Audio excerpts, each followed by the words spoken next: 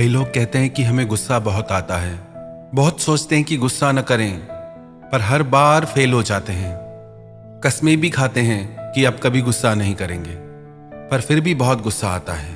क्रोध एक ऐसी चीज है जो आपके प्यारे से प्यारे रिश्ते में भी जहर भर सकता है। क्रोध सबसे पहले आपके मन में जहर भरता है, आपकी जिंदगी में जहर भरता है, आपकी पूरी दुनिया में जहर भर जाता है। जो इंसान क्रोध करता है वो क्रोध करने से पहले भी दुखी रहता है, क्रोध करते समय भी दुख को पाता है और क्रोध करने के बाद भी दुखी होता है। कभी विचार करके देखना, क्या आपको क्रोध करने से कभी खुशी मिली, सुख मिला? क्या आप किसी इंसान को अलाउ करेंगे अपने ऊपर गुस्सा करना, क्रोध करना, कि हमें जो चाहे बोल दे और जैसे चाहे बोल दे? कोई भी व्यक्ति किसी का भी क्रोध पसंद नहीं कर सकता, तो हमारे क्रोध को कोई क्यों स्वीकार करेगा, क्यों पसंद करेगा? एक व्यक्ति गुरुजी के पास गया और गुरुजी को जाके बोला, गुरुजी मुझे बहुत क्रोध आता है और उस क्रोध की वजह से मेरे घर में सब मुझसे खफा रहते हैं और उस क्रोध की वजह से मुझे भी ग्लानि और पश्चाताप रहता है। मैं लोगों से नजरें नहीं मिला पाता, ऐसे ऐसे शब्द क्रोध में कह जाता हूं कि जिनको बाद में लौटाया नहीं जा सकता। याद रखना आप भी एक बात, जो भी शब्द आप क्रोध में आके कह जाते हैं, हो सकता है कि आपको उनकी माफी मिल जाए, पर लोग उन शब्दों को भूलते नहीं। तो याद रखना, जो भी आप क्रोध में शब्द कहेंगे, उन शब्दों का सामना आपको भी जिंदगी भर करना पड़ेगा। तो उसने गुरुजी से कहा कि मैं परेशान हो गया हूं, बहुत कोशिश करता हूं, पर गुस्से की आदत छूटती ही नहीं। गुरुजी ने कहा, एक काम करो, जब भी तुम्हें गुस्सा आए ना, तो बस एक बात याद रखना कि गुस्सा मैं करूंगा, पर कल, आज नहीं करूंगा। जब भी गुस्सा आए, बस इतना संयम मन में रखना कि गुस्सा मैं करूंगा, पर आज नहीं, कल। उसने बोला, गुरुजी इससे थोड़ी गुस्सा शांत हो जाएगा, दूसरे दिन भी तो गुस्सा करूंगा ना। गुरुजी ने कहा, तुम ये करके तो देखो। वो घर गया, उसे किसी बात पे गुस्सा आया, पर उसे गुरुजी की बात याद आई, गुस्सा तो मैं करूंगा, पर आज नहीं, कल।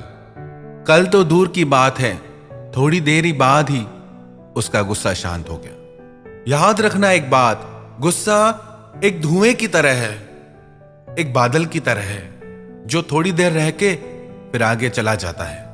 बस वो थोड़ी देर हमको संयम साधना है, बस वो थोड़ी देर हमको कंट्रोल करना है। हम बर्दाश्त नहीं कर पाते चीजों को। कई लोग कहते हैं कि हम गुस्सा करते नहीं, लोग हमें गुस्सा दिला देते हैं। तुम कोई टीवी हो क्या जो किसी ने रिमोट कंट्रोल में जैसा चैनल चलाया और तुमने प्रोग्राम देना शुरू कर दिया? लोग आजकल इतने हल्के क्यों हो गए हैं? कितना आसान हो गया है आजकल किसी को भी गुस्सा दिलाना और किसी को भी खुश करना इतना मुश्किल क्यों हो गया है? क्योंकि हमारी एक गंदी आदत है, हम हर बुरी बात का ब्लेम दूसरों पे डाल देते हैं कि उसकी वजह से, अगर वो नहीं होगा तो कोई और होगा। या तो ऐसा हो कि आपके लिए पूरी दुनिया ही बदल जाए, दुनिया का एक एक इंसान बदल जाए ताकि आपको गुस्सा नहीं आए, दुनिया की हर चीज बदल जाए, हर नियम बदल जाए, क्योंकि आपको गुस्सा नहीं आए। आपको फिर भी गुस्सा आएगा क्योंकि वो आपके भीतर है। बाहर के लोग तो निमित्त बनते हैं उस गुस्से को बाहर निकालने के लिए, वो तो आपने भर ही रखा है अपने भीतर। बस जरूरत है खुद को पहचानने की, जानने की। जैसे उस व्यक्ति को गुरुजी ने कहा कि गुस्सा कल करना, बस थोड़ी देर का संयम और गुस्सा गायब। कई लोग कहते हैं कि गुस्से को कंट्रोल नहीं किया जा सकता। गुस्सा कोई रोकने वाली चीज थोड़ी है, जब आता है तो आ जाता है, फिर नहीं दिखाई देता कौन छोटा कौन बड़ा, आपको सब दिखाई देता है। आप उसी पे ही गुस्सा करते हो जो आपसे कमजोर हो, जो आपसे छोटा हो। अपने बॉस के ऊपर गुस्सा करके दिखाओ, किसी पहलवान के ऊपर गुस्सा करके दिखाओ, जो आपसे शक्ति में ज्यादा हो, बल में ज्यादा हो, उस पे गुस्सा करो। गुस्सा हम कमजोर पे ही करते हैं। जो व्यक्ति हमसे बल में बड़ा है, पद में बड़ा है, शक्ति में बड़ा है, वो चाहे कैसा भी गलत चले हमारे साथ, वहां गुस्सा नहीं आता हमें, क्योंकि पता है कि यहां हमें नुकसान हो जाएगा। इसका मतलब गुस्सा भी हम चॉइस से करते हैं कि किस पे करना है, किस पे नहीं करना है। तो याद रखें एक बात, कि गुस्सा आपकी चॉइस है। आप चाहें तो गुस्सा करें और आप चाहें तो उस गुस्से को रोक सकते हैं। पर जो हमसे शक्ति में बड़ा है उसके सामने हम गुस्सा कर नहीं पाते, और जो हमसे कमजोर है उससे अपनी शक्ति दिखाते हैं। कुछ बातें तो हमने ऐसी भी सुनी है कि गुस्से में आके कई लोग हिंसा भी करते हैं। कई पति लोग अपनी पत्नियों पे हाथ उठाते हैं। कितनी गलत बात है। जो व्यक्ति अपने ही परिवार के सदस्यों पे हिंसा करे उसे मनुष्य कैसे कहा जाएगा। हमारी एक प्रार्थना सभी माताओं बहनों से है, आप भी अपने जीवन में हिंसा का विरोध कीजिए। चुप करके मत सहिए। जब आपके साथ पहली बार ऐसा हो तभी रोक दीजिए, इससे आदत मत बनने दीजिए। अपनी शक्ति आप खुद बनिए। ऐसी बहुत बातें सुनते हैं, बहुत माताओं बहनों पे अत्याचार भी होता है। इस इंतजार में मत बैठे रहिए कि कोई आएगा आपकी रक्षा के लिए। सबसे पहले आप खुद की रक्षा खुद करना सीखिए। पहली बार में ही विरोध कीजिए, रोकिए कि नहीं, ये चीज हम नहीं सहेंगे, हम हिंसा नहीं सह सकते। कुछ कुछ तो ऐसे भी किस्से सुने हैं, इतना दर्द है उनमें जिन्हें बयां भी नहीं किया जा सकता। कैसे लोग इतने निर्दयी हो सकते हैं। तो आप इस चीज का विरोध कीजिए, इसे सहिए मत। क्रोध एक ऐसी अग्नि है जो सिर्फ क्रोध करने वाले को नहीं, उसकी पूरी दुनिया को जला डालती है, उसके पूरे परिवार को जला डालती है। क्रोधी इंसान के साथ रहना साक्षात नरक में रहने के समान है। एक घर में एक सास अपनी बहू पे बहुत क्रोध करती थी, बहुत गुस्सा करती थी। बहू बेचारी चुप करके सब सहती थी, पर वो बहुत परेशान और दुखी रहने लगी।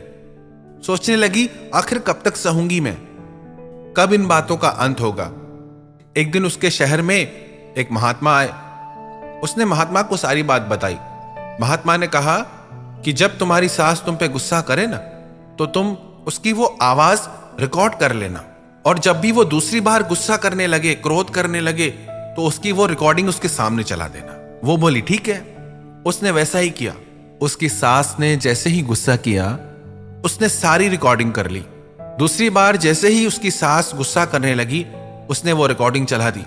उस आवाज को सुनकर उसकी सास को बहुत अजीब लगा। उसने अपनी बहू से पूछा, ये कौन है? इतनी गंदी आवाज, इतने गंदे गंदे शब्द कौन बोल रहा है? किसकी आवाज है? इतने गंदे शब्द हैं, मेरे कानों में चुभ रहे हैं। कौन है ये? मुझे क्यों सुना रही है ये? उसकी बहू ने बोला कि ये आपकी आवाज है और ये सारे शब्द भी आपके हैं। जब उसकी सास ने वो पूरी रिकॉर्डिंग सुनी, उससे बड़ा अफसोस हुआ कि इतनी गंदी आवाज, इतने बुरे शब्द मेरे मुंह से निकलते हैं। उस दिन उसे अपनी गलती का एहसास हुआ। रिश्ता चाहे कोई भी हो, सास बहू का, पति पत्नी का, पर जहां क्रोध आ जाता है वहां खटास आ जाती है, वहां लोग खुश नहीं रह पाते। कई लोग कहते हैं फिर तो हम किसी को कुछ कहें ही नहीं, जिसको जैसे मर्जी करने दे, बच्चों को भी कहना छोड़ दे। नहीं, परमात्मा ने आपको विवेक दिया है। बातों को समझें कि कौन सी बात किस विषय में की जा रही है। ये बात खास करके उन लोगों के लिए है जिनके जीवन में क्रोध की वजह से जहर भर गया है। यदि आपके बच्चे गलत रास्ते पे जाते हैं तो आपका फर्ज है उन्हें समझाना। किसी की भलाई के लिए थोड़ा ऊपर से गुस्सा दिखाने में कोई बुराई नहीं है। गुस्सा और क्रोध ये दोनों अलग चीजें हैं। आपने गुस्सा किया, उस टाइम बात बोली, वहीं बात पूरी हो गई। क्रोध एक ऐसी अग्नि है, आप पहले भी जलते हैं, क्रोध करते टाइम भी चलते हैं और बाद में भी जलते रहते हैं। वही बातें आपके मन में चलती रहती हैं, तो उन बातों को सुधारना है। यदि आपको अपने लिए, अपने परिवार की भलाई के लिए कभी थोड़ा बहुत गुस्सा करना पड़ा, बोलना पड़ा, तो कोई बात नहीं, बात बोल दी, बात खत्म। पर उन बातों को दिल में बिठा के मत रखिए, उसको क्रोध की अग्नि मत बनाइए। बातें बोल के आगे बढ़ जाइए। न आप किसी का क्रोध सह सकते हैं, न कोई आपका क्रोध सहना पसंद करेगा। तो क्यों आपने इस जहर को अपनी जिंदगी में पाल रखा है? और जितना इस बीमारी को पालेंगे ये उतना बढ़ती जाएगी। फिर आप खुद का भी दिल दुखाएंगे, अपने परिवार वालों का भी दिल दुखाएंगे, खुद की नजरों से भी गिर जाएंगे और सबकी नजरों से भी गिर जाएंगे। तो छोड़िए इस बीमारी को। जब भी गुस्सा आए ना, तो याद रखना ये बात कि आज नहीं कल करेंगे। बस वो थोड़ी देर का संयम आपके मन से उस क्रोध की अग्नि को शांत कर देगा।